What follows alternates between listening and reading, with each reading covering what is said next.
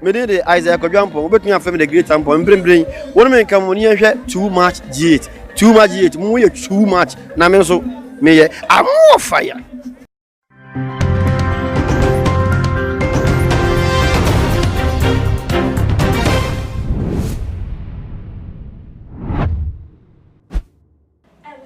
For me, ma obibia akwaba shonkon ede eba too much GHS. Ghana Wale Jumedi and a bre asosamo sonfo muniaba ekwesi kapa enenso mede ebe so much for any etie for the city of Momuni Meji just say that to say and somewhat to say edia trenchie ewo meyi emu I know and at see abonu bede aye de eba ababe so mo se Ghana Wahala Jumedi na ebusuan for ye share ye papa prophet Salifu Amwakwan where sofo penya nensem a wokam ne nkomsha wodi ebebetu eye edwan dodo na ebu enam se wokam wonim de wahunu ana wonim de ekoso enu ntina wokan ye hwe na nsan yintem o make so many prophecies and a revelation e defa Angel Broadcasting Network just say nim say Angel TV Angel FM ne de keka ehu Emma 31st night kwampo ye papa ye Emmanuel Bedukobi enso so e de ne de be boss so wakasa defa the same thing Captain Smart name issues aye koso Angel Broadcasting Network ohu ni se panimpa no won sorry waka na chese wonye de wonye bibi emfanfa wanye se nimguase ebeba na ene de ye papa Bishop Salifu Amwakun wasanso ababontin ebiemo yendra da chese asori da ekoso enon say yenim say enrada de na the first Sunday of 2021 ene ebiemo so in January entino na nije die pa chese nkrofoni age kwakwode nyame ase wo hwese pane bamba wabo wone wona busua eyi wo mafiri muso ene esem na ya papa ede nsem no etu eye edwanom ena kokoba ye said ye difo ana so for do munim said nyankopon wo mo ekasa dayesumu ye niswade hunu mu ne de keka ho revelation vision ene trance ne de keka ho mu na chese nyame enam so ene wo mu edi eye nkitahudim na ebra wo preaching ana so wo kasa no ena odi nsem bi etu edwa efa nyuntuni abrantia dodo na enim no ye Shata Wale dance or artist Shata Wale ehun na ya papa de nsem no etu edwa na chese was say ye juju is the reason why Shata Wale is struggling for hit songs lately na chese ye juju bi ekoso na se nyankoma di bi ekoso ewo esumase editia ye nua bema ye Shata Wale enunti ena wo bre ewo nyumto ehu na nsen ya chese nyum krampo woto a che ansa na chese wenye bia mana ba be ye hit na wode nsem no etu eye edwan na chese no say ye Shata Wale wo yobi a wota etu eye enyum pa chese enyum no nyato ya no behunu na ne nam ha na efa ha na esi ha na nkrofo de esa nkrofo de ju wo mani nanso ye hwe 2020 afie twa mu ye ya ye nua be meyi wa bre ye papa e wo ne nyumto ehu a chese wo bre ansa na chese enyum na baba be ye hit na nini na ye nyoma binum eye no wo eye esumase edi etia abrantie no nyuntuni no a chese o maye o madwen se wo mo ede ebe sei eye ne career na nini na krampo ne ye beka ya na sentem kwa woni agya bintu kokoto enyoma esanse nam se abaya no enam ne to awo ne IG page awode egi ne ho me na dodo na edi enim no for the shape ne yinti nanka wonim se nka wode ne bata ne nyum ho anka be ye hit enso enyum no krampo no anhyeda endru ba bia na se anhyeda angentre ni bia amfa ma no enti no krampo egina so ma ni hunu se nyoma ekoso na ni nyina ya nyuntofo na bia wo mo eni no edi eye adwuma no na wo mo edi saa eye bonefotam na sei na wode ne nsam no etu edwa osem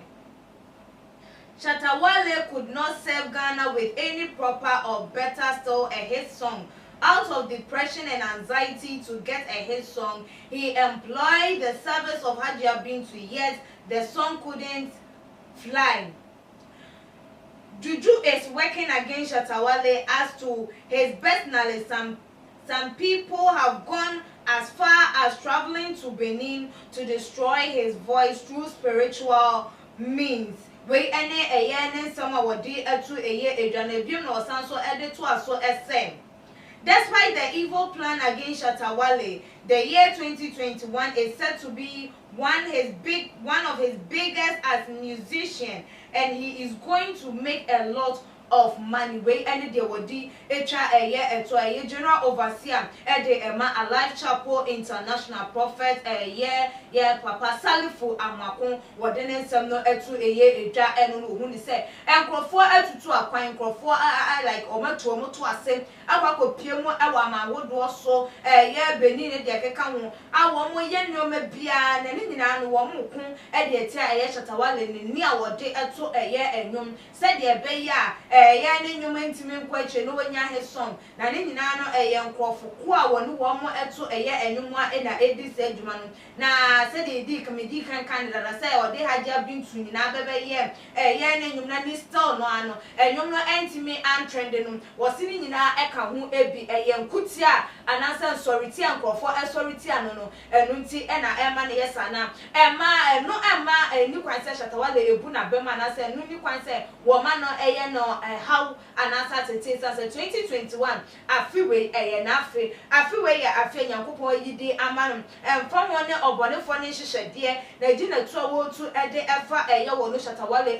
2021 ebeye the biggest year ede amanu asai we mu ene wo benya sika popuru duo sai we mu ene tese nyoma bekoye sai we mu enoma ebekọ na kwanso wano ede amam ye nua bema ne enti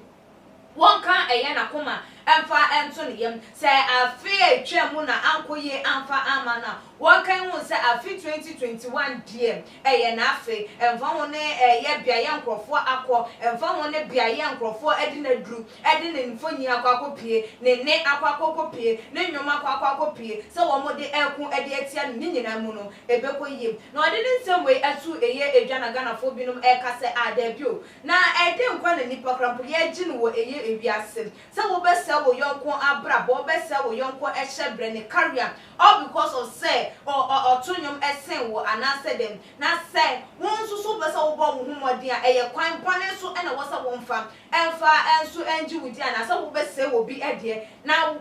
wodi be promote wudi na no ana be ma wodi akọ eye enkan ana say ye tu ana mo bi ana ye bi a mo ma yenji eye susu no say senka yen ene ye di yen ebe ye dana ansana say betu sa na mo na yetu ezansa mo kan mo say de obeye na osumase no ede nyankopon anim adeja abibia ehinta no de biara eda eye ne ya wo na di for wo ne nko wo ne na musifo am wo beyi ede ama eye wo mutimu ma yenhye eye ne nso na ye di esie no subscribe to channel no so when you like videos na share all the social media platform so follow yen our IG page at @tumagh_na so Facebook @tumagh meeting at the ekwesika padasene yebesane share makram too much GH. Many have come and many have gone, but you are a great Kankambuka ability, worth being beheld by every optical nerves.